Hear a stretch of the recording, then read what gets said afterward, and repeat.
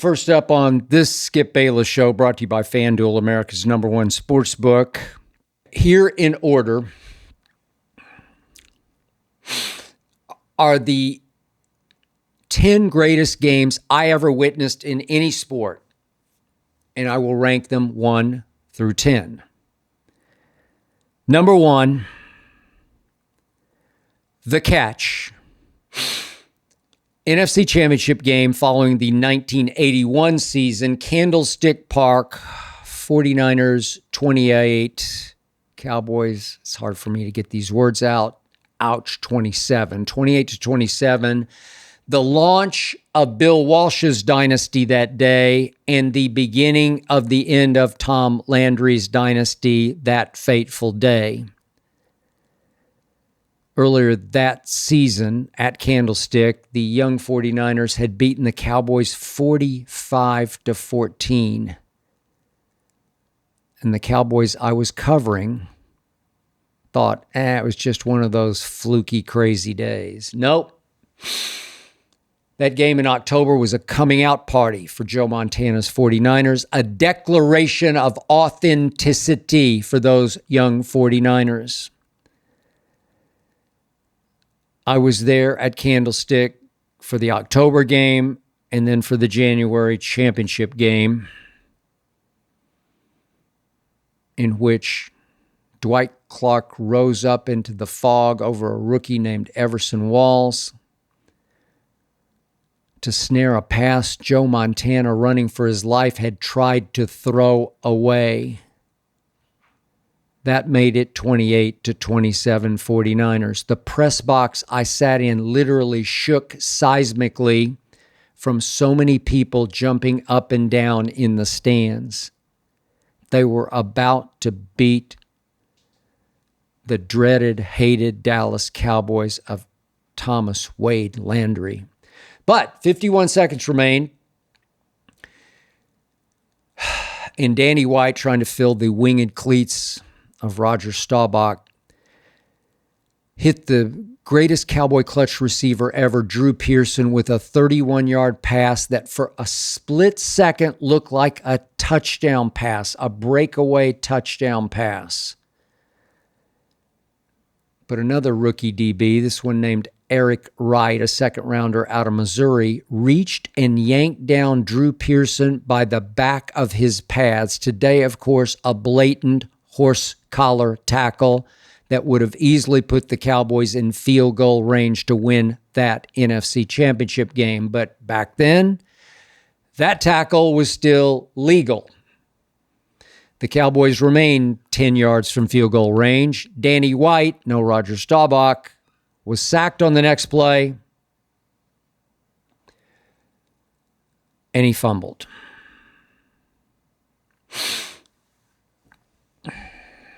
Game number 2 on my list, Game 6 of the 1998 NBA Finals at Utah. I was there sitting courtside on press row as Michael Jeffrey Jordan stole the ball from Karl Malone in the far corner for me, then dribbled all the way up court with Scottie Pippen, arms extended, calling for the ball out on the wing, nobody within 10 feet of Scottie Pippen.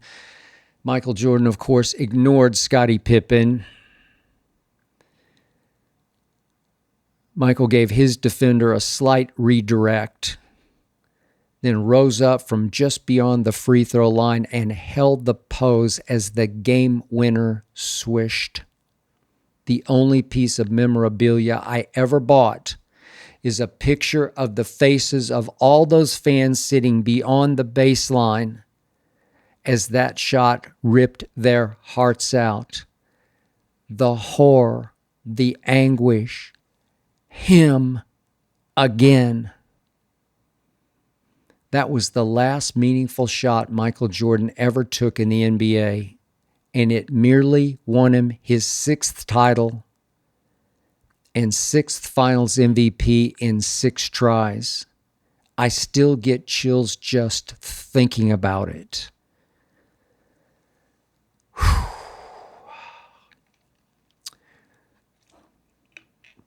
Number 3. Another finals game 6, this one 15 years later, this one in Miami. I was there, but this time the horror and anguish was on my face.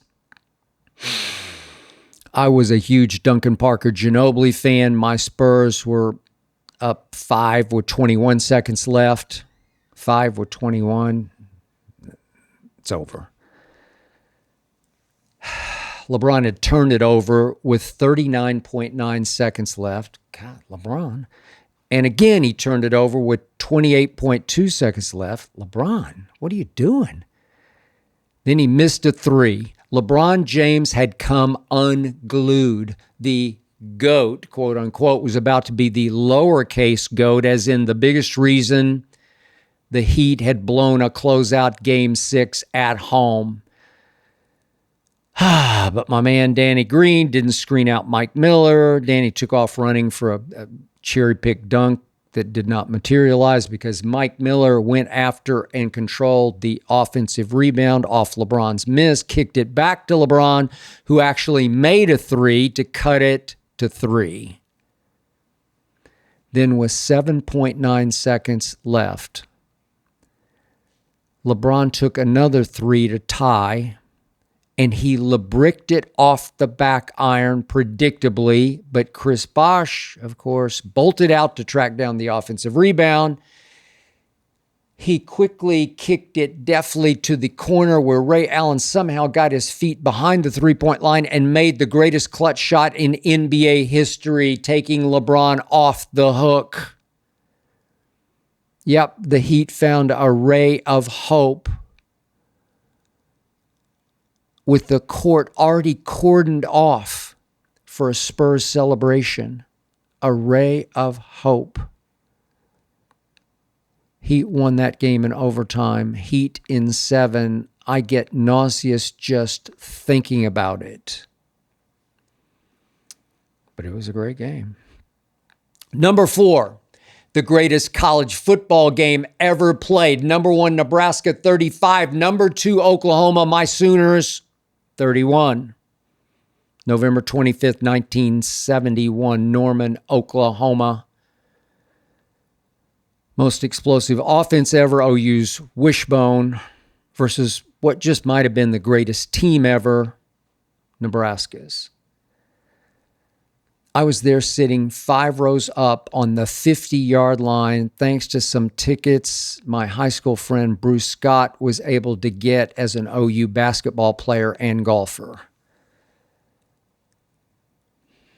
That day I lost most of my voice and all of my heart screaming for my Sooners, having grown up in Oklahoma City. Nebraska relentlessly just pounded away in a final drive for that 35-31 touchdown with 1:38 left. Then my quarterback, Jack Mildren, who was a much better athlete and runner than he was a passer, overthrew a wide-open John Harrison, our little split receiver who rarely caught passes because they didn't need to throw passes. Now, John Harrison had already caught 2 TD passes that day because Nebraska had sold out all day long against our Wishbone and dared us to throw. But a third touchdown pass, a game-winning touchdown pass, was just not in Jack Mildren's repertoire. By the way, he was drafted in the 2nd round by the Baltimore Colts to play safety. That night, I was as devastated as I have ever been after any loss that I've ever experienced.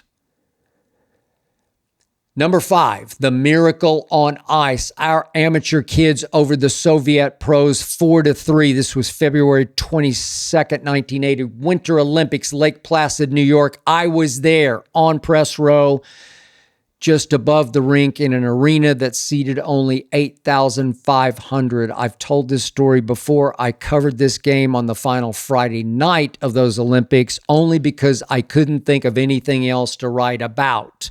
And because when I asked the U.S. press liaison if he had any more tickets for the hockey game, He said, I've got a whole bunch. Many journalists at those Olympics figured that semifinal matchup would turn out a whole lot like the exhibition between the two teams had played out. That was 13 days earlier at Madison Square Garden. That exhibition wound up 10-3 Soviets. But that night in that little arena, I sat there in dumbfounded awe as our kids from the start just looked faster and hungrier than the Soviets. I'm no hockey expert, but in the end, the miracle on ice to me didn't feel like an upset. The better team won. I know I won. How lucky was I to wind up at the most epic event in U.S. Olympic history that was only shown to the nation that night on tape delay. My rival Dallas columnist had already gone home because our living conditions were so awful for those 2 weeks. I still have a t-shirt that says, I survived the 1980 Winter Olympics at Lake Placid. And believe it or not, the bottom line, or maybe the punchline to all of the above, is this soon led to my being hired away by the rival Dallas newspaper. Whew, what a night. Number 6, the Rumble in the Jungle, October 30th, 1974, Kinshasa, Zaire. Muhammad Ali shocking the world and shocking George Foreman in the greatest heavyweight boxing upset ever. And yeah, I know Buster Douglas over Mike Tyson, but Mike was a personal wreck by that point and didn't train at all for that fight. You understand, members of Ali's inner circle truly believed George Foreman might kill Ali, literally take Ali's life in the ring. George Foreman was a glowering beast who had destroyed the only two fighters who had beaten Muhammad Ali. That was Joe Frazier and Ken Norton. Destroyed them both in just 2 rounds. Ali's life was up for grabs that night, or so a lot of people believed. Now, this one I did not attend. I was just out of Vanderbilt, working for the Miami Herald. So I beheld this epic stunner as part of a sold-out closed circuit crowd at an arena in West Palm Beach, Florida. Of course, Ali, my childhood hero, masterminded and executed the most ingenious strategy ever. He rope-a-doped George Foreman.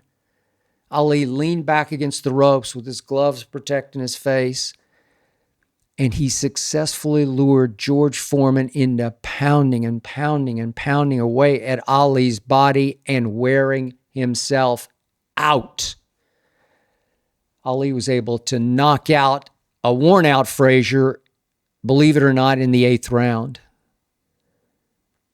You might say Ali put George Foreman on the grill that night. I was so amazed and inspired that night that I remember I went home, had to obviously work the next day, and I was never able to actually fall asleep. That was the most stunning sports spectacle I ever had the privilege of experiencing, even via closed circuit. Okay, I'm also here to tell you that you can secure your privacy with Surfshark. Go to surfshark.com/Bayless, use my last name, Bayless, or use my last name, Bayless, just in general, for 4 extra months of Surfshark. You can get 4 extra months of Surfshark just by using my last name.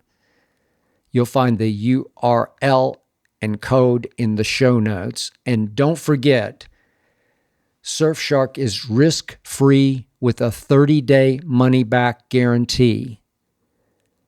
You want to browse with complete protection. You want to protect your data. You want to explore the web securely.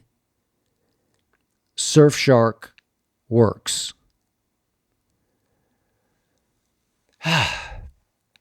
Number 7, the 1983 NCAA Finals, greatest college basketball upset ever. Jim Valvano's North Carolina State, 54. Houston's Phi Slamma Jamma, 52. I was there in press row that night at the Pit in Albuquerque, and I felt like a fool. After Houston had out NBA'd Louisville on Saturday's semifinal in the Pit, I had proclaimed Houston national championship. Well, I'll just declare him national champion by a landslide over the 8-seed Wolfpack in a national championship game. Are you kidding?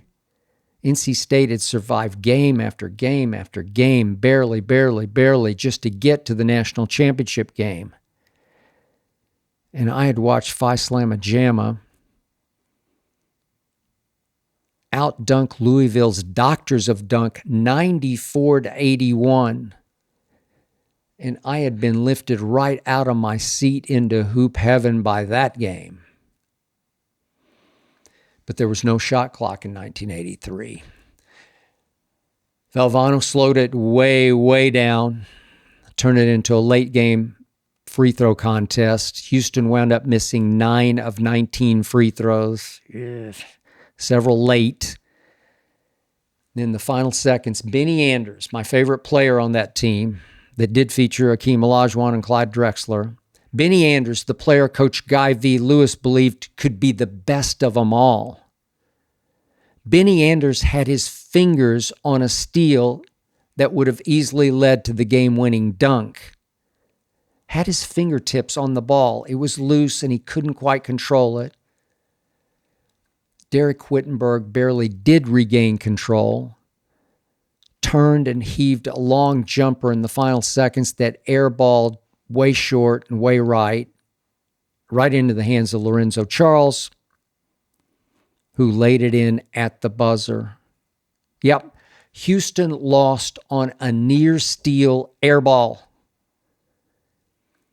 I highly recommend that you watch the 30 for 30 on Phi Slamma Jamma. I watched it again the other night, and again, I cried at the end over what happened to my guy Benny Anders after that near steal, which became his life's turning point.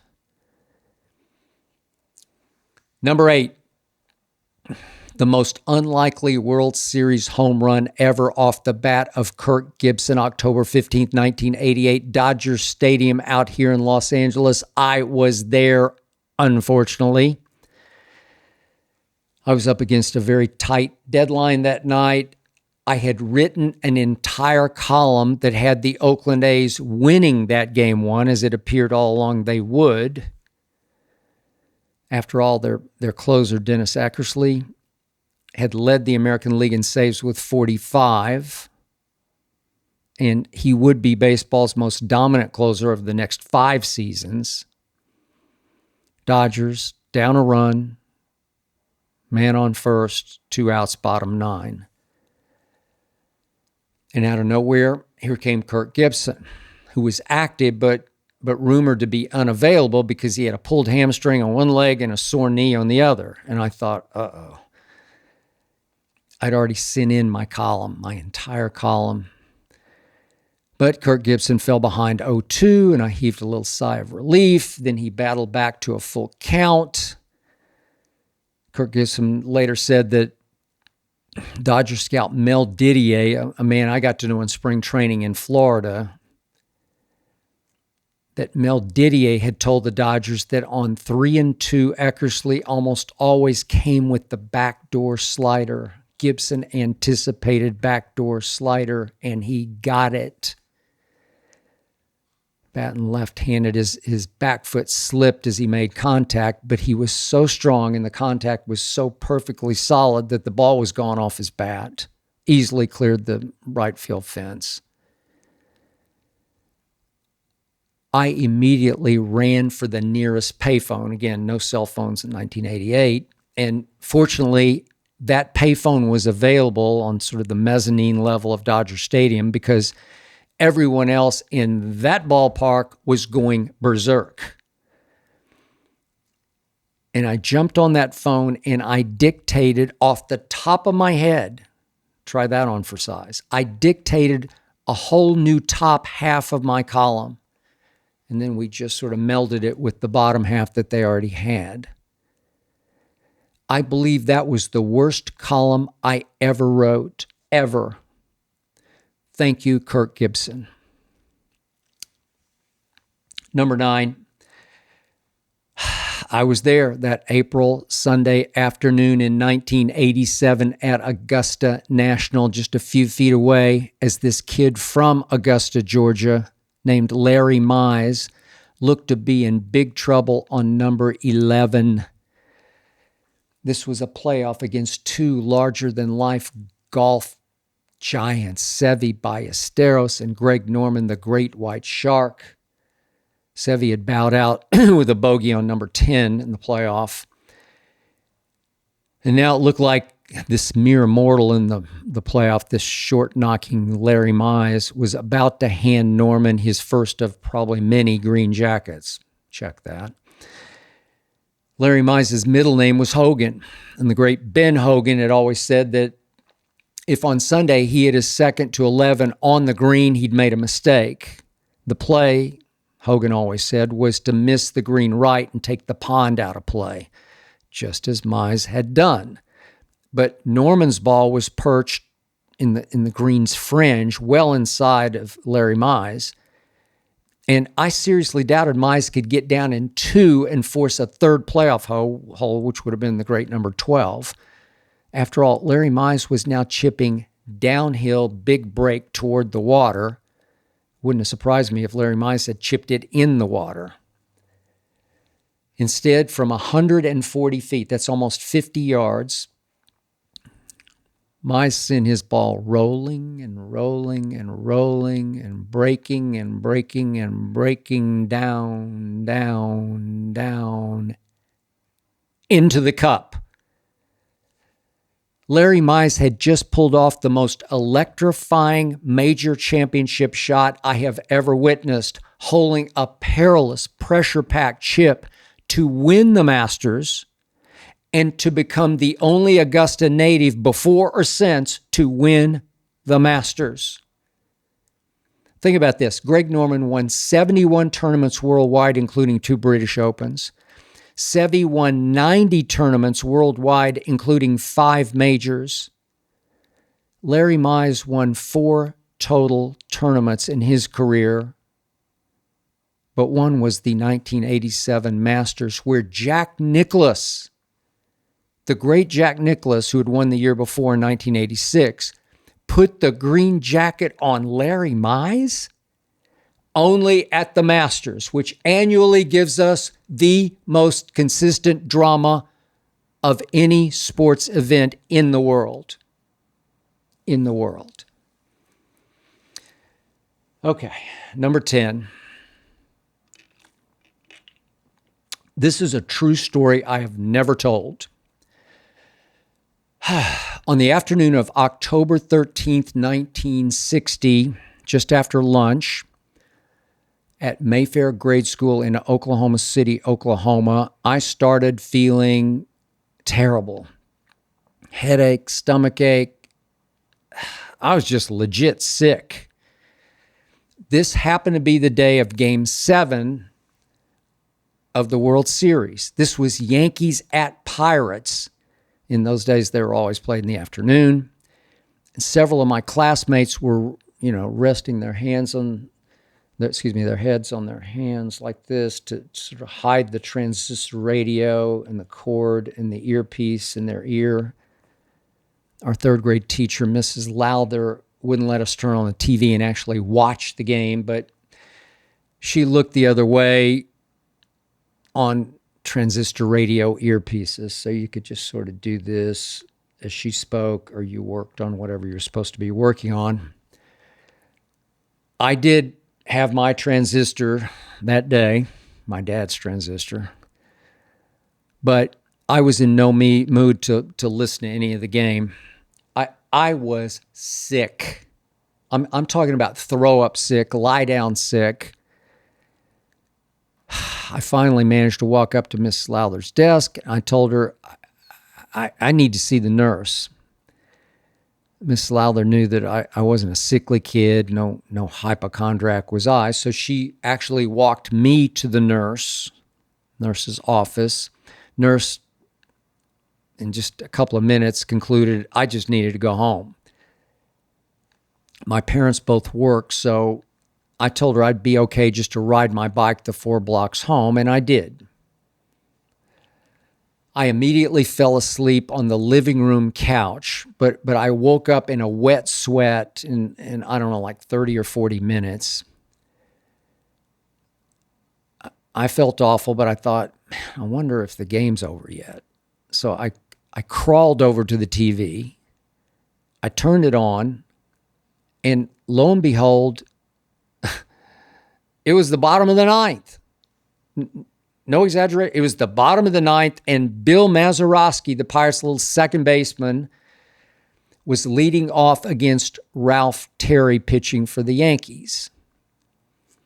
Now, understand, I wasn't the biggest Yankees fan, but I did love me some Mickey Mantle because he was from my state, Oklahoma. Later, I did become friends with the Mick. But the Yankees just hadn't been able to shake these pesky Pirates. I'd never seen anything like this, haven't seen anything since like this in a World Series. The Yankees had won their games in this World Series 16-3, 10-0, and 12-0. But here the Yankees were in Game 7 with the score tied 9-9. What? Mazeroski had hit only 11 homers that season. The first pitch was a high curveball, ball one. Last thing I expected at that moment was, what? On pitch number 2, Mazeroski jumped all over a high fastball and sent a line shot to deep left center at Old Forbes Field in Pittsburgh. You can watch it on YouTube. Forbes Field had ivy-covered walls like Wrigley did, but there were no bleachers beyond the left field wall. So Yogi Berra, playing left field for the Yankees, looked for a moment like he thought it was going to hit the top of the wall because he backed off to play the carom, but it was gone. I couldn't believe it. I had just witnessed what would go down as the greatest home run in World Series history, even greater than Kirk Gibson's, that would be, because, I mean, this was Game 7 against the New York Yankees. Gibson's Game 1. Dodgers did go on to win in 5, but this was the Yankees, the dynastic Yankees. And I had just witnessed what still stands as the greatest World Series game ever played. At least I saw the end of it. All because I was legit sick.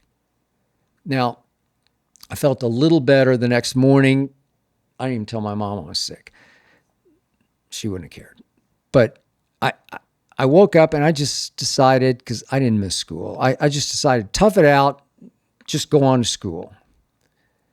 Of course, several of the guys in my class were all over me that morning about faking illness so that I could go home and watch the game the whole world was now talking about. I got mad enough at one kid to fight him, but Mrs. Lowther intervened. I think she knew what was happening. I was sick, I tell you, and I think she believed me. I guess I should have stayed home that day just to prove I was sick, but I wasn't built that way. I got sick, then I got lucky. I saw the greatest game and the greatest home run ever. Then I slept it off and I toughed it out and I went right back to school the next day. That's who I was, that's who I am, and that's the truth.